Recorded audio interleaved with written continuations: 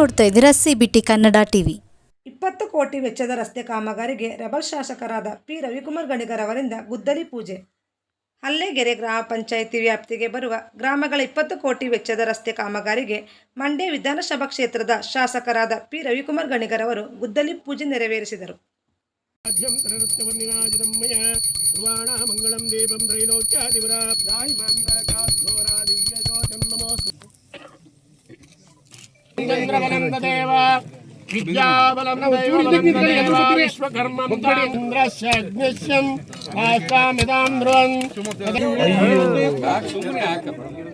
ಕಲಶ ನೀರು ಕೊಡಿ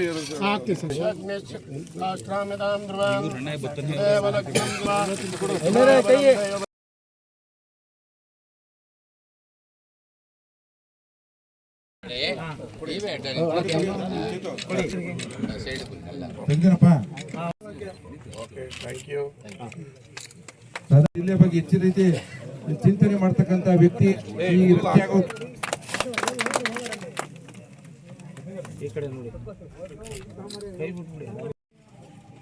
ಡಾಕ್ಟರ್ ಮೂರ್ತಿರವರು ಈ ಗ್ರಾಮದಲ್ಲಿ ಅಂತಾರಾಷ್ಟ್ರೀಯ ಧ್ಯಾನ ಕೇಂದ್ರ,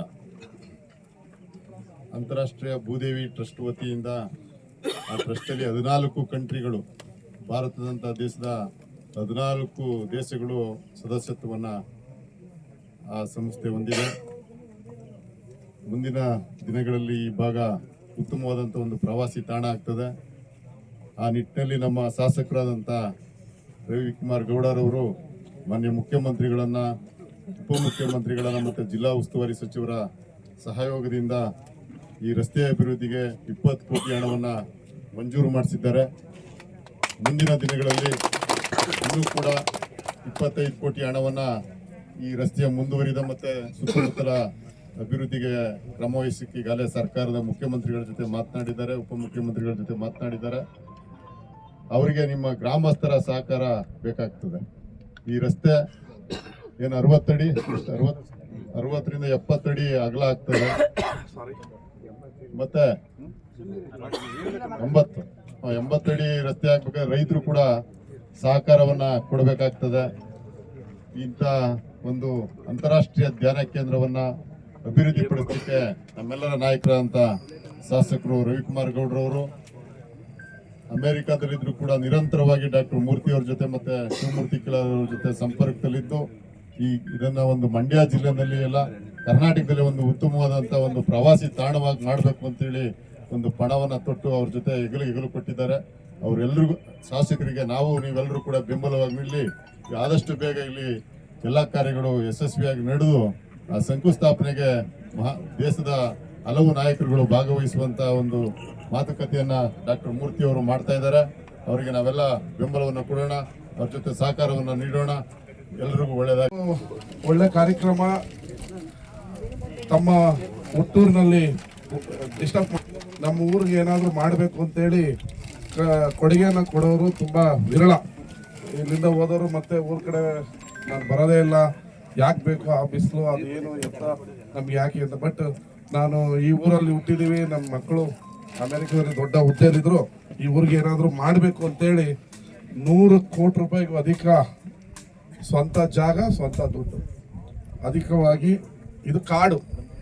ನನ್ನದು 100 ಕೋಟಿ ರೂಪಾಯಿ ಬಿಸ್ನೆಸ್ ಈ ಥರದ್ದು ಏನಾರ ಮಾಡಬೇಕು ಅಂದರೆ ಕಮರ್ಷಿಯಲ್ ಥಿಂಕ್ ಮಾಡಿ ಮಂಡ್ಯ ಸಿಟಿಯಲ್ಲಿ ಮಾಡ್ತಿದ್ದೆ. ಆದರೆ ಇವರು ಎಂಥ ಉದಾರಿಗಳು ಅಂದರೆ ಈ ಕಾಡಿದು, ಈ ಕಾಡಲ್ಲಿ ಈ ಜನಗಳ ಹೊಡೆದಾಟದಲ್ಲಿ ಹೋರಾಟದಲ್ಲಿ ಬಂದು ನಾನು ಮಾಡಲೇಬೇಕು ಅಂತೇಳಿ ಮಾಡ್ತಾ ಇದ್ದಾರೆ. ಇವತ್ತು ನೀವೇನು ನೋಡ್ತಾ ಇದ್ರೆ ಈ ಜಾಗ ಇನ್ನೊಂದು 2 ವರ್ಷದಲ್ಲಿ ಈ ರೀತಿ ಇರಲ್ಲ. ನಿಮ್ಮೆಲ್ಲರಿಗೂ ಒಂದು ಕಿವಿ ಮಾತು ಹೇಳ್ತೀನಿ, ಇದು ಒಂದು ದೊಡ್ಡ ಪ್ರವಾಸಿ ತಾಣ ಆಗುತ್ತೆ. ನಿಮ್ಮ ಭೂಮಿಗೆ ಚಿನ್ನದ ಬೆಲೆ ಬರುತ್ತೆ. ಆದರೆ ನಾವು ಇನ್ಫ್ರಾಸ್ಟ್ರಕ್ಚರ್ ಕೊಟ್ಟಾಗ ಮಾತ್ರ ಆಗುತ್ತೆ. ಹಿಂಗೆಲ್ಲ ಹೂ ಅನ್ನೋದಲ್ಲ. ನಾವು ಇನ್ಫ್ರಾಸ್ಟ್ರಕ್ಚರ್ ಕೊಟ್ಟು ಇದನ್ನ ಮಾರ್ಕೆಟ್ ಮಾಡಿ ನಾನಾ ದೇಶದವ್ರು ಇಲ್ಲಿ ಬಂದಾಗ ನೀವೊಂದು ಅಂಗಡಿ, ನಾವು ಪೆಟ್ರೋಲ್ ಬಂಕ್, ಹೋಟ್ಲು, ಕಳ್ಳೆಕಾಯಿ ಮಾರಿದ್ರು, ಕಬ್ಬಣ ಮಾರಿದ್ರೂ ದುಡ್ಡು ನಿಮಗೆ ಬರೋದು, ನನಗಲ್ಲ. ನಾನೇನಿಲ್ಲ, ಅಂಗಡಿ ಇರಲ್ಲ. ಆದರೆ ಅದಕ್ಕೆ ಮಾಡಬೇಕಾದ್ರೆ ಫಸ್ಟ್ ಇನ್ಫ್ರಾಸ್ಟ್ರಕ್ಚರ್ ಮಾಡಬೇಕು. ಇನ್ಫ್ರಾಸ್ಟ್ರಕ್ಚರ್ ಮಾಡ್ಬೇಕಾದ್ರೆ 10 ಅಡಿ ನನ್ನ ಜಾಗ ಹೊಟ್ಟೋದ್ರೆ ಅಲ್ಲೇನು 10 ಕೋಟಿ ರೂಪಾಯಿದೇನು ಬೆಳೆಯಲ್ಲ ಸಾಯೋವರೆಗೂ. 10 ಅಡಿ ನೀವು ಬಿಟ್ಟರೆ ದೊಡ್ಡ ರೋಡ್ ಆದರೆ ಬರಬೇಕಾದ್ರೆ ಈಗ ಅಮೆರಿಕದವರು ಒಂದು ಸರ್ವೆ ಮಾಡಿದ್ರಂತೆ, ಅಲ್ಲೇಗೆರೆಯಲ್ಲಿ ಕಿತ್ತಾಟ ಇರೋದು ನೋಡಿ ಒಬಾಮಾ ಬರೋದು ಬರೋದು ಅಂತ 50 ಮೊದಲು 80% ಇದೆ, ಈಗ 50% ಆಗ್ಬಿಟ್ಟಿದೆ. ಅವ್ರು ಸ್ಯಾಟಲೈಟ್ ಅಲ್ಲೇ ನೋಡ್ತಾ ಇರ್ತಾರೆ, ಇಲ್ಲಿ ಕಿತ್ತಾಟ, ಇಲ್ಲಿ ರಸ್ತೆ ಅವಂದು ಹೊಡಿರಿ ಅಂತ ಇವ್ರು ಹೊಡಿರಿ ಅಂತ ಅವ್ರು. ಫೈನಲಿ ಆ ಒಂದು 50 ಅಡಿ ರಸ್ತೆ ಮಾಡಕ್ಕೆ ತೊಂದರೆ ಆಗೋದ್ರಿಂದ ಯಾರಿಗೆ? ರವಿಕುಮಾರ್ ಗಣಗಕ್ಕೆ ಹೋಗ್ಬೇಕಾದ್ರೆ 40 ರೋಡವೆ. ನಾನು ನಿಮಗೋಸ್ಕರ ಮಾಡಿರೋದು. ಅಲ್ಲೇಗೆರೆ ಬಂದ್ರೆ ಬಸರಾಳ್ ನಮ್ಮ ಮಗ ನೀವು ಅಂತೀರ. ಅಂಥವು ಕೆಲಸ ಮಾಡಿಸ್ಕೊಳಕ್ಕೆ ನನಗಂತೂ ನೀವು ಸಹಾಯ ಮಾಡಿಲ್ಲ. ನನ್ನ ಎಲೆಕ್ಷನಲ್ಲೂ ಆಪೋಸಿಟ್ ಲೀಡು, MP ಎಲೆಕ್ಷನಲ್ಲೂ ಆಪೋಸಿಟ್ ಲೀಡು. ಇವಾಗ ನಾನು ಬೇರೆ ಕಡೆ ಎಲ್ಲ ನೋಡಿದ್ದೀನಿ, ಅವ್ರ ಮಗ ಅಂದ್ರೆ 10,000 5,000 ಅವ್ರ ಹೋಬಳಿಗಳ ಲೀಡ್ ಇರ್ತದೆ.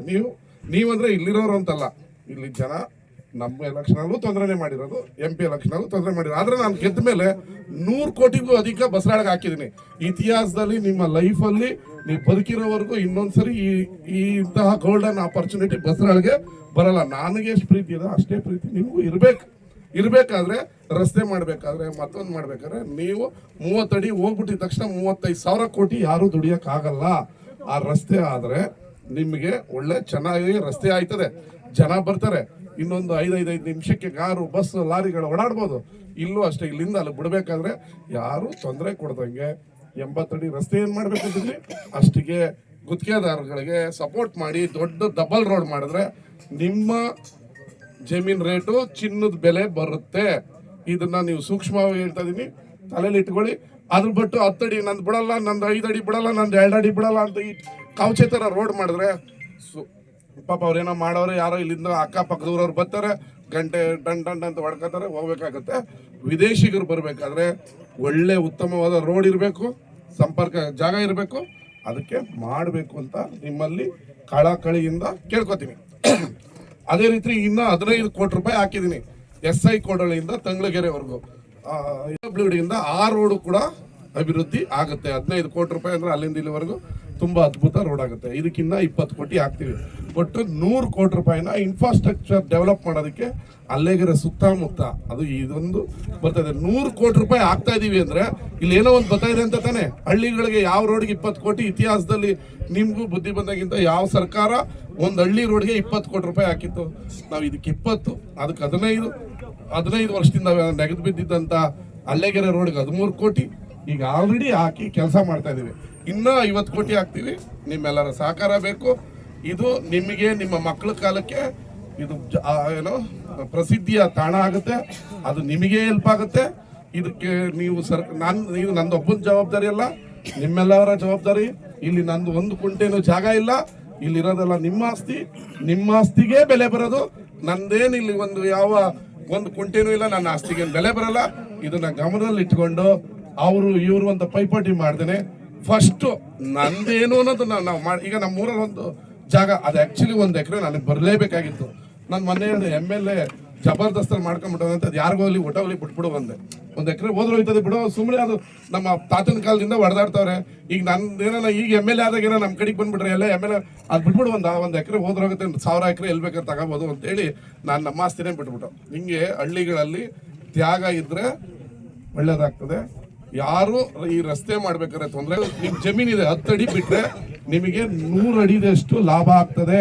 ರಸ್ತೆ ಚೆನ್ನಾಗಾದ್ರೆ, ಕಾರುಗಳು ಓಡಾಡಿದ್ರೆ, ಆಚೆ ಕಡೆಯಿಂದ ಜನ ಇಲ್ಲಿ ಬಂದ್ರೆ ನಿಮ್ಮ ಮಕ್ಳಿಗೆ ಕೆಲಸ ಸಿಗುತ್ತೆ, ನಿಮ್ಮ ಭೂಮಿಗೆ ಬೆಲೆ ಬರುತ್ತೆ.